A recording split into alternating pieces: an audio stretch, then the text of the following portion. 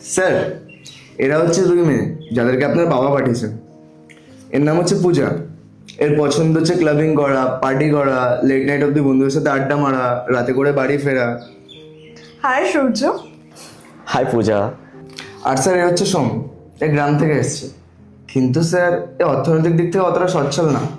কিন্তু তাহলে কি হবে, এই সম্পর্ককে রেসপেক্ট করতে জানে, আর প্রত্যেকটা মানুষকে ভালো করে সম্মান দিতে জানে, আর বাবা মাকেও না খুব ভালো করে খেয়াল রাখে। নমস্কার। নমস্কার। রেয়ান, তুমি এখন যাও, আমি তোমাকে ডেকে নিচ্ছি পরে। Okay sir. তো পূজা আর সৌমি, তোমাদেরকে একটা কথা বলতে চাই। বাবা আমার বিয়ের জন্য তোমাদের দুজনকে পাঠিয়েছে।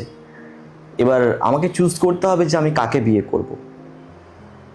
এবার কি বলতো, বিয়ে একটা অনেক বড় ডিসিশন আমার কাছে, তো আমার একটু সময় লাগবে, আর এর জন্য আমি তোমাদের সাথে একটু আলাদা কথা বলতে চাই। দেখো সূর্য, আমার একটু তাড়া আছে, আর আমার মনে হয় ওর আগে আমার সঙ্গে কথা বলে নেওয়া উচিত। কারণ আমি অলরেডি পার্টি ক্লাব ছেড়ে এসেছি, আর তাছাড়া আমি আমার বন্ধুদেরকে ওয়েট করিয়ে রেখেছি। তুমি ওর আগে আমার সঙ্গে কথা বলো। ওকে ওকে, কোনো ব্যাপার না। সৌমি, তুমি জাস্ট একটু ওয়েট করে নাও, আমি তারপর তোমার সাথে কথা বলি।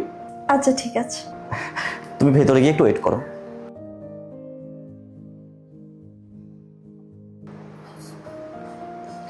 তা বলো সূর্য, তোমার কি বলার আছে যার জন্য তুমি আমাদেরকে ডাকলে? আসলে পূজা, কি বলো তো, বাবা কয়েকদিন ধরে আমার বিয়ের জন্য ফোর্স করছে। আর সত্যি কথা বলতে, আমার বিয়ে করার একদম ইচ্ছে নেই। হোয়াট? তার মানেটা কি? তুমি তাহলে আমাদেরকে কেন ডেকেছো? আর তখন তোমার বাবা মাথা খাচ্ছিল, আর এখন এখানে বসে তুমি আমাদের মাথা খাচ্ছ? তা তুমি যখন বিয়ে করবে না, তাহলে তুমি আমাদেরকে ডাকলে কেন? I am extremely sorry.